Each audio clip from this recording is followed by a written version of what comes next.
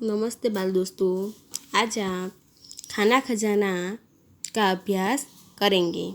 खाना खजाना का प्रकार है चित्रपाठ। क्या है? चित्रपाठ। ये क्या चित्र दिया है? रसोई घर का। किसका चित्र है? रसोई घर का। तो रसोई घर में क्या क्या है इसका हम चर्चा करेंगे। ये रसोई घर का चित्र है। रसोई घर में माता क्या बना रही है? रसोई बना रही है। गैस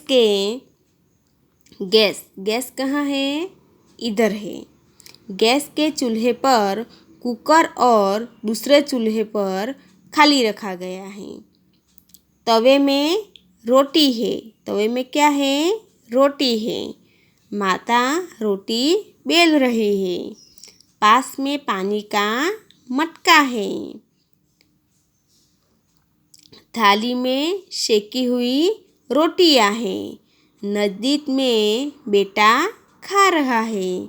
दादी माँ के हाथ में किताब है। वह कुछ पढ़ रही है। टोकरी में सब्जियां हैं।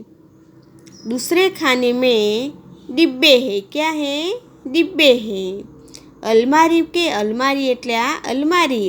के डिब्बों में अचार, तेल, दाल, मिर्च, मसाले हैं। थाली और दूसरे क्या है? थाली है, कप है, गिलास है, कितली है, दिखाई दे रही है। रसोई घर में एक ही खिड़की है। खिड़की एटले बारी। रसोई घर में एक ज खिड़की है। उसमें से बादल दिखाई दे रहा है। इसमें से क्या दिखाई दे रहा है? बादल दिखाई दे रहा है। तो रसोई घर में माता रसोई बना रही है, रोटी बेल रही है, लड़का खा रहा है, दादी माँ पढ़ रही है, एक खिड़की है, टोकरी में सब्जियां है, अलमारी में डिब्बे में मिर्च मसाले आदि है, थाली है, गिलास है, एक मटका है और माता बेल रही रोटी दूसरी थाली में बना रही है। और रसोई घर में रसोई है और एक मोटा पीपी है। इस चर्चा के द्वारा हम अभ्यास का चर्चा करेंगे। माता रसोई घर में क्या कर रही है? तो मम्मी रसोई घर में શું કરે છે? माता रसोई घर में रसोई बना रही है। क्या कर रही है? रसोई बना रही है। दादी माँ क्या कर रही है? दादी माँ कुछ पुस्तक लेकर पढ़ रही है। लड़का क्या कर रहा है? लड़का खाना खा रहा है। रसोई घर में कौन कौन से बर्तन हैं? એટલે કયા સાધન છે? तो मटका है, थालिया है, डिब्बा है, चम्मच है, डलिया है, जार, कुकर, गिलास, केतली आदि बर्तन हैं। टोकरी में कौन सी सब्जियां, कौन से फल हैं?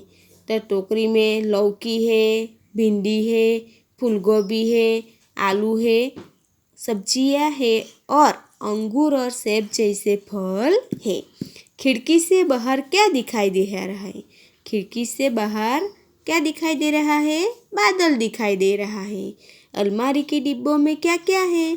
तो अलमारी के डिब्बों में अचार, तेल, दाल, मिर्च मसाले हैं। आपके रसोई घर में क्या क्या है जो इस रसोई घर में नहीं है?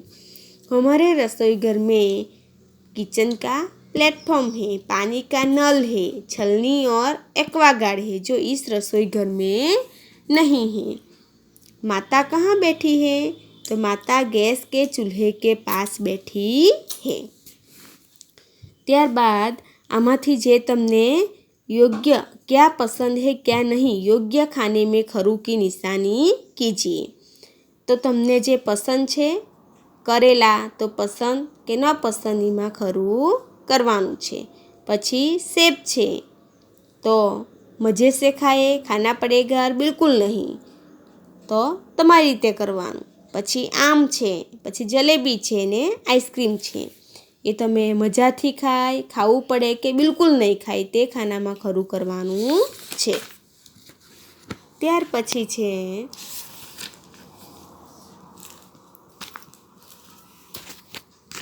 बेसन के पकोड़े, बेसन के पकोड़े को क्या करके बनाया जाता है? तो तल कर। પછી गेहूं से रोटी शेक कर, दूध से चाय उबाल कर। ત્યાર પછી આ કહાની છે એમાં આપેલા છે ચિત્ર, એના આપણે આધારે આપણે કહાની લખવાની છે। તો एक गांव था, इस गांव में एक किसान रहता था, बूढ़ा था किसान, उसका नाम था रामू चाचा। रामू चाचा क्या करते थे? खेती करते थे। उनके 2 बेटे थे, दोनों आपस में बहुत झगड़ते थे। रामू चाचा यह देखकर बहुत चिंतित थे। उन्होंने अपने बेटों को बहुत समझाया, पर उन पर इसका कोई असर हुआ नहीं। एक दिन रामू चाचा ने इस समस्या का एक उपाय सूझा। उन्होंने दोनों बेटों को बुलाया। बड़े बेटे को लकड़ियों का गट्ठर लाने के लिए कहा। रामू चाचा ने 2 को गट्ठर खोलकर एक एक लकड़ी तोड़ने के लिए कहा। दोनों लड़कों ने बड़ी आसानी से एक एक लकड़ी तोड़ दी। अब दोनों ने बेटों से लड़कियों का गट्ठर बारी बारी से तोड़ने को कहा। दोनों लड़कों ने खूब ताकत लगाई, पर वह लकड़ियों का गट्ठर नहीं तोड़ सके। रामू चाचा ने उन्हें सीख देते हुए कहा, तुम दोनों मिलजुल कर रहोगे, मजबूर बनोगे, और लड़ते रहोगे तो कमज़ोर बनोगे। उसी दिन से दोनों भाई मिलजुल कर रहने लगे। रामू चाचा का खुशी का कोई ठिकाना न रहा। ત્યાર પછી આ સ્વાધ્યાય છે। તો સ્વાધ્યાયમાં આ પહેલા પ્રશ્નમાં છે 2 તફાવત છે, બંનેમાં શું તફાવત છે તે તમારે જોઈને લખવાનું છે। પછી पढ़िए, समझिए और लिखिए જોવાનું છે। लड़का, एक उदाहरण આપેલ છે, लड़का स्कूल जा रहे हैं, तो लड़के स्कूल जा रहे हैं। ત્યાર પછી पुस्तक, मेरे पास एक पुस्तक है, तो पुस्तकें, तुम्हारे पास 4 पुस्तकें हैं। कमरा, वह एक कमरा खाली है। कमरे, वे 3 कमरे खाली है। पंखा, एक पंखा चल रहा है, ने पंखे, 3 पंखे चल रहे हैं। आ रीते तमारे अभ्यास मोकलावी, स्वाध्याय तमारे लखवानुं छे। अने त्यार पछी आजे छे फल के नाम हिंदी में अने गुजराती में छे, ए रीते आ छे। त्यार पछी अनाजना नाम छे अने शाकभाजीना नाम छे, ए तमारे तमारी नोटबुक में लखवानुं छे। Thank you.